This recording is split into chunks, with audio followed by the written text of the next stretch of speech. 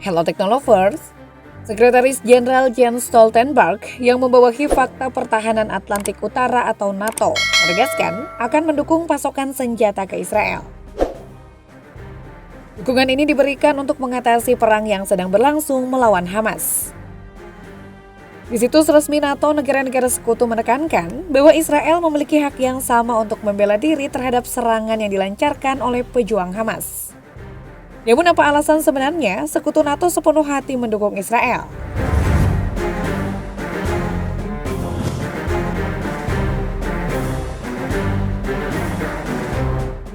Di mata negara-negara barat, militan Hamas dianggap sebagai kelompok teroris. Oleh karena itu, tidak mengherankan jika NATO yang anggotanya didominasi oleh negara-negara barat mendukung penuh Israel dalam perang Hamas-Israel. NATO bahkan mengkritik serangan teroris Hamas dan meminta Hamas segera membebaskan seluruh sandera. Meski dianggap teroris oleh negara-negara barat, Hamas adalah pahlawan di mata warga Palestina. Hamas adalah kelompok militan Palestina yang menguasai jalur Gaza. Nama tersebut merupakan akronim dari Harakat Al-Muqawamah Al-Islamiyah atau Gerakan Perlawanan Islam dan berarti roh dalam bahasa Arab. Kelompok ini bersumpah untuk menghancurkan Israel dan ingin menggantinya dengan negara Islam. Hamas telah melancarkan banyak perang melawan Israel sejak mengambil alih kekuasaan di Gaza pada tahun 2007. Mereka menembakkan atau membiarkan kelompok militan lain menembakkan ribuan roket ke Israel dan melakukan serangan mematikan lainnya. Israel berulang kali menyerang Hamas dengan serangan udara sebagai tanggapan dan mengirim pasukan ke Gaza dalam kedua perang tersebut. Negara ini bersama Mesir telah memblokade jalur Gaza sejak tahun 2007 karena alasan keamanan. Hamas atau dalam beberapa kasus, sayap militernya Brigade Izzuddin Al-Qassam telah ditetapkan sebagai kelompok teroris oleh Israel, Amerika Serikat, Uni Eropa, Inggris, dan negara-negara lain. Namun di sisi lain, Iran mendukung kelompok itu dengan menyediakan dana senjata dan pelatihan.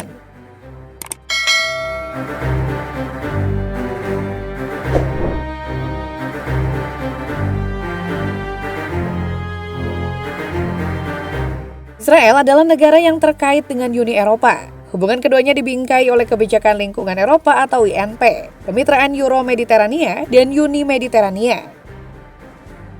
Hubungan hukum utama antara Israel dan UI didefinisikan dalam Perjanjian Asosiasi tahun 1995. Beberapa perjanjian lainnya membahas masalah sektoral. Hubungan antara Israel dan Uni Eropa secara umum positif pada tingkat ekonomi, meskipun mereka terkena dampak konflik Israel-Palestina pada tingkat politik. Secara khusus, Israel menganggap pernyataan UI selama 4 dekade mengenai konflik Israel-Palestina bersifat unilateral dan pro-Palestina. Sementara itu di sisi hubungan AS dengan Israel, Amerika Serikat menjadi negara pertama yang mengakui deklarasi kemerdekaan Israel pada tahun 1948. Saat itu Presiden AS Harry Truman mengakui berdirinya negara tersebut pada 14 Mei. Amerika Serikat dan beberapa negara Eropa mengirimkan bantuan kemanusiaan dan senjata ke Israel selama Perang Arab-Israel yang berlangsung selama setahun pada tahun 1948. Amerika Serikat dan Eropa memberikan dukungan politik yang kuat terhadap Israel di forum internasional, khususnya di Perserikatan Bangsa-Bangsa atau PBB, bahkan sebelum Israel merdeka pada tahun 1948. Mengutip Departemen Luar Negeri AS, kemitraan Amerika dengan Israel dibangun atas dasar kepentingan bersama dan nilai-nilai demokrasi. Kepentingan-kepentingan ini disatukan oleh komitmen mereka terhadap demokrasi, kemakmuran ekonomi, dan keamanan regional. Selama proses pembangunan, Amerika Serikat dan Israel telah bekerja sama secara luas di berbagai bidang. Kita bisa mengambil contoh bidang ekonomi. Hubungan ekonomi antara Amerika Serikat dan Israel cukup kuat. Perdagangan bilateral barang dan jasa tahunan mereka berjumlah hampir 50 miliar US dollar atau setara 785 triliun 550 miliar rupiah. Sejak penandatanganan Perjanjian Perdagangan Bebas atau FTA pada tahun 1985, Washington telah menjadi mitra dagang utama Israel. Bidang militer AS juga rutin mengirimkan senjata ke Israel. Misalnya mereka membantu mengirimkan perbekalan selama Perang Yom Kippur tahun 1973.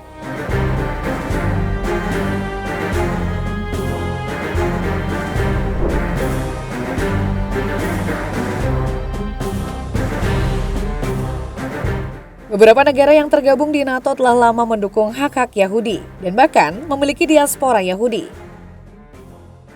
Hal ini mungkin juga mempengaruhi pandangan mereka terhadap Israel, terutama di Amerika, di mana komunitas Yahudi mempunyai pengaruh politik yang signifikan. Hubungan kedua negara tidak lagi menjadi kalkulasi kebijakan luar negeri yang strategis. Tapi ini juga merupakan wilayah yang memiliki prestise politik di negara ini. Pada tahun 2020, Pew Research Center menerbitkan penelitian hubungan dan sikap Yahudi Amerika terhadap Israel. Dalam penelitian yang menunjukkan hubungan emosional antara kedua negara, ditemukan bahwa 6 dari 10 orang Yahudi Amerika mengatakan bahwa mereka sangat terikat secara emosional. Selain itu dijelaskan pula bahwa 54% warga Yahudi Amerika menganggap pendukung Israel adalah langkah yang tepat.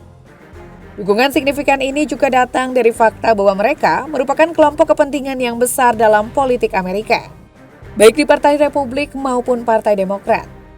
Oleh karena itu, dengan mendukung Israel, para pejabat Washington juga memperkuat posisi politik mereka di dalam negeri. Pemungutan suara Yahudi merupakan sebuah ceruk potensial yang bisa menjadi mesin perebut suara dalam pemilu. Salah satu mesin politik negara Yahudi adalah American Israel Public Affairs Committee atau AIPAC. Kelompok lobi yang mengadvokasi kebijakan pro-Israel bagi legislatif dan eksekutif negara Paman Sam. Bahkan New York menyebut organisasi ini paling kuat, kelompok lobi di Amerika Serikat. Singkatnya, The Guardian melaporkan, mereka berusaha memberikan tekanan pada pemerintah untuk membatalkan upaya advokasi Palestina. Tidak mengherankan jika karena besarnya sumber daya dan kekuasaan finansial, aktivitas lobi ini membuahkan hasil yang konsisten dengan strategi besar Amerika di Timur Tengah. Artinya sulit mengubah dukungan AS terhadap Israel, karena itu bukan sekedar kebijakan luar negeri yang strategis.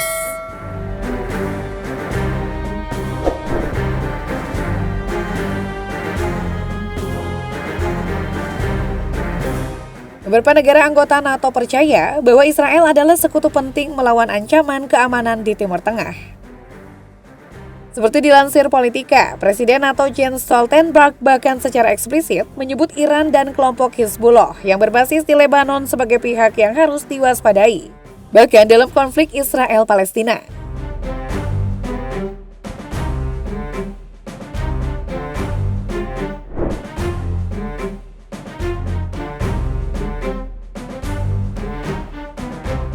Negara-negara NATO dan Israel memiliki hubungan bilateral yang kuat di berbagai bidang, termasuk perdagangan, teknologi, keamanan, dan kerjasama militer.